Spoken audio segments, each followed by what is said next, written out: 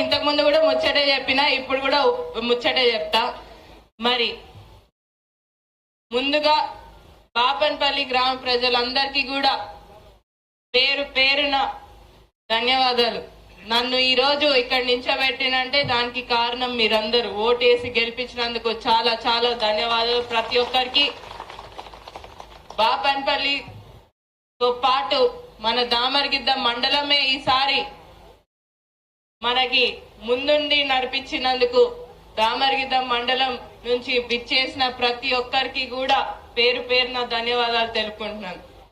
ఈరోజు నేనైతే ఇంకా అమ్మలు రెడీగా ఉన్నారు. ఇట్లా కిందికి దిగగానే పట్టుకొని అడగాలి, ఏం చేస్తుంది, పెన్షన్లు ఇస్తుందా, ఇల్లు ఇస్తుందా, ఇయ్యదా, అవునా? అదే కదా రెడీగా ఉన్నారు. అదే ఆడ ఒక అమ్మ అయితే పెన్షన్ కాలు చూపించింది, పెన్షన్ గురించి మాట్లాడినావు. ఎడపోయినావు అమ్మ? ఆడున్నావు. నేను చెప్తే మైక్ లోనే చెప్పేస్తే ఒకటేసారి అందరికి వినిపిస్తారు కాబట్టి అందరు చెప్తున్నారు. అక్కడ కూడా సైలెంట్ గా వింటున్నారు, కానీ వింటున్నారు మంచిగా. అందరికి కూడా చెప్తున్నా ఒకటే విషయం, ఆడ కూడా కూర్చున్నారమ్మా, చూస్తున్నా అందరినీ కూడా వెనకాల. మరి మీరందరు కూడా ఒకటే చెప్తున్నా, మీరు మొన్న ప్రజాపాలనలో దరఖాస్తు పెట్టుకోవడం జరిగింది, అవునా? 5 పథకాలకి ఒకటే దరఖాస్తు, అవునా? పెట్టుకున్నారు కదా అందరూ. ఇల్లులు, పెన్షన్లు కావాలని, కరెంట్ కావాలని, రైతు భరోసా కావాలని, మిగతా గ్యాస్ సిలిండర్, మహిళలకు 2500, అందరికి ఒకటే దరఖాస్తు అయింది. అదే దరఖాస్తు మీరు పెట్టుకున్న దరఖాస్తు తప్పకుండా అర్హులైన ప్రతి ఒక్కరికి ఇంటికి చేర్చే బాధ్యత నాది. నేను మీ అందరికి మాట ఇచ్చిపోయినా కాబట్టి అవి మీ ఇంటికి చేర్చే బాధ్యత కూడా నాది. కాబట్టి తప్పకుండా మీకు తొందరలోనే ఇల్లులు వస్తాయి, పెన్షన్లు వస్తాయి. కొంచెం ఏంటంటే మీ అందరు కూడా ఓపిక పట్టాలి. ఇప్పుడు ఏంటంటే దొరికిందే ఛాన్స్ అన్నట్టు ఇతర పార్టీ వాళ్ళు వచ్చి చెప్తున్నట్టున్నారు, గెలిచిండ్రు ఏం చేస్తలేరు అని చెప్తున్నట్టున్నారు, అవునా? చెప్పిండ్రు కదా, తలాడిస్తున్నారు. కరెక్ట్ గా చెప్తున్నారు. నేనైతే చెప్తున్నారు కదా అందరూ. అడగకపోయిన మరి 10 సంవత్సరాలు ఏం చేసిండ్రు మీరని. వాళ్ళు గెలిచి 2 నెలలు అయింది. నేను ప్రమాణ స్వీకారం చేసి 2 నెలలు పూర్తి కూడా కాలేదు, అవునా కాదా? మరి కొత్త ప్రభుత్వం వచ్చింది, వాళ్ళకి కూడా టైం ఇవ్వండి అని మీరే చెప్పాలి వాళ్ళకి, అవునా?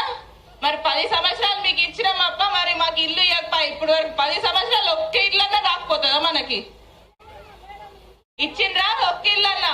బాపన్పల్లిలో అయితే ఇల్లు మస్తుగా ఇచ్చిండంట, ఇవ్వలేదు కదా. మరి 10 సంవత్సరాల నుంచి మీరు చెప్పిందే క్యాసెట్ తిప్పుతున్నారు, కానీ మాకు మాత్రం ఇల్లు ఇవ్వలేదు. మీరు కాంగ్రెస్ ప్రభుత్వం వచ్చిందంటే తప్పకుండా మాకైతే ఇంద్రమ్మ ఇల్లు మాత్రం తప్పకుండా వస్తాయని మళ్ళీ మీరే వెళ్ళి వాళ్ళకి చెప్పాలి. చెప్తారా చెప్పరా? చెప్తారా? మరి దీంతో పాటు మన యాదవ సోదరులకు గొర్రెలు ఇస్తామని డీడీ కట్టించుకునే, అవునా? అదొకటి. ఎంతమంది కట్టింది? 44, 42, 44 అందరితో డీడీలు కట్టించుకున్నారు.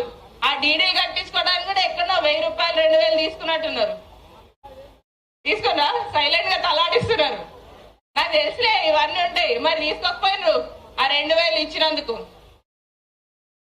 ఒక్కటే చెప్తా మీ అందరికి, రాష్ట్ర ప్రభుత్వం మీ కూడా దృష్టిలో పెట్టుకొని గొర్రెలు ఇవ్వాలా, డీడీలు ఇవ్వాలా అనేది ఆలోచనలో ఉంది. త్వరలో దాని గురించి కూడా స్పష్టత రాబోతుంది. అదొక విషయం. దీనికంటే అన్నిటికంటే పెద్ద విషయం ఏంటంటే, మన దామరగిద్ద మండలం మన నారాయణపేట నియోజకవర్గంలోనే చాలా వెనుకబడ్డ మండలం, అవునా? ముందే మన నారాయణపేట నియోజకవర్గం వెనుకబడ్డాయంటే దాంట్లో దామరగిద్దని అసలు పట్టించుకున్న వాళ్ళే లేకపోయి ఇన్ని రోజులు, అవునా కాదా? ప్రత్యేక దృష్టి దామరగిద్ద మండలంలో ఉంటుంది.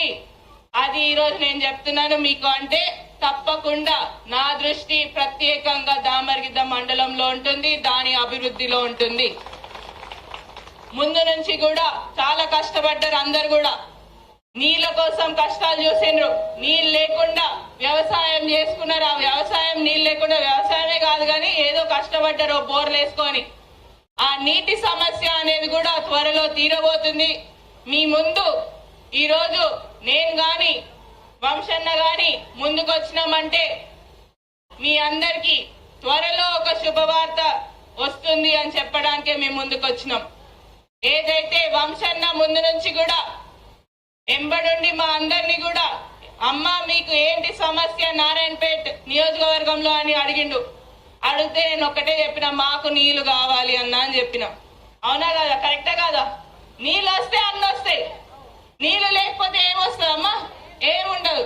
నీటి సమస్య మాకు చాలా ముఖ్యం. ఏదైతే జియో 69 ద్వారా నారాయణపేట్ కొడంగల్ ఎత్తిపోత పథకాలు అమల్లోకి వస్తేనే మాకు నీళ్ళు వస్తాయని చెప్పడం జరిగింది.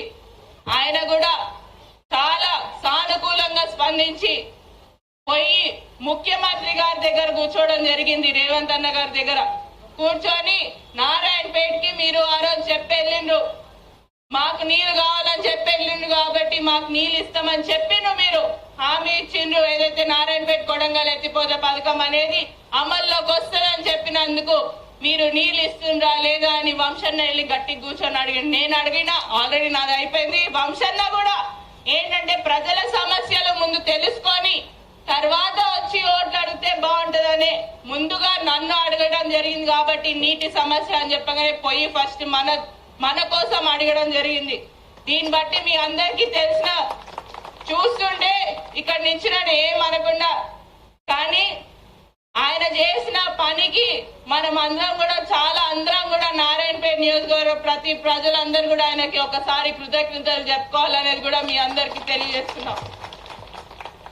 నాతో పాటు నాకు తోడుగా మా అన్నలాగా నించొని తప్పకుండా రానున్న ఎలక్షన్ లో ఈ రోజు పాపన్పల్లి నుంచి చెప్తున్నామన్నా, తప్పకుండా మేము కాంగ్రెస్ పార్టీకి ఓటేస్తున్నాం, మిమ్మల్ని గెలిపించుకొని ముందుకు తీసుకొని వెళ్తాం. ఎందుకంటే నాకు తోడుగా ఉన్నారు కాబట్టి, అన్నగా ఏ నిధులున్నా నేను పోయి కొట్లాడి తెచ్చుకోవచ్చు కదా, అవునా లేదా? కొట్లాడి తెచ్చుకుంటా, మనకు అవసరం ఉన్నవి చేసుకుందాం, పనులన్నీ కూడా చేసుకుందాం అనేది కూడా తెలుపుకుంటూ మనందరి అభిమాన నేత శివకుమార్ రెడ్డి అన్న గారికి స్వాగతం, సుస్వాగతం. నేను కూడా శివన్న, బాపన్పల్లి అంటే శివన్న, అవునా కదా? చాలా లేటుగా వచ్చిండ్రు అన్న, మీరు కూడా శివన్న. నేను కూడా ఏదంటే మా అమ్మ మర్చిపోయి శివన్నకు వచ్చిన, నేను కూడా అందుకనే శివన్న అంటున్నా. అనద్దా? మీతో మీరే నాకు నేర్పించిండ్రబ్బా. ఇంటికి పోయినాక రోజు తిడుతున్నాడు, శివన్న అంటావు, మా అమ్మ మర్చిపోయి అంటాడు.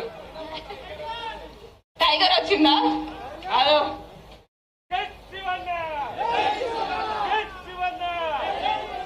ఇలాగే మీ అందరి సహకారం ఉండాలి. కాంగ్రెస్ పార్టీని ముందుకు తీసుకెళ్లడానికి మీ అందరి సహకారం ఉండాలి. తప్పకుండా కాంగ్రెస్ పార్టీని బలోపేతం చేసుకుందాం. ఏదైతే బాపన్పల్లి పోయిన ఎలక్షన్ లో చూపించిందో తప్పకుండా కాంగ్రెస్ పార్టీతో ఉంటాం, నాతో ఉంటాం అన్న వాళ్ళు ప్రతి ఒక్కరికి కూడా కృతజ్ఞతలు చెప్పుకుంటూ ఈ రోజు మన వంశన్నని పార్లమెంట్ ఎన్నికల్లో ముందుండి నడిపించి మళ్ళీ ఒకసారి కాంగ్రెస్ పార్టీని గెలిపించుకుందాం, రాహుల్ గాంధీ గారిని ప్రధానమంత్రి చేసుకుందాం అనేది కూడా మళ్ళొకసారి తెలుపుకుంటూ మీ అందరికి ఇంత ఓపికన్నందుకు చాలా ధన్యవాదాలమ్మా. నా ముచ్చట ఇక్కడితోని సమాప్తం. మరి వంశన్న మాటలు కూడా విన్నారు.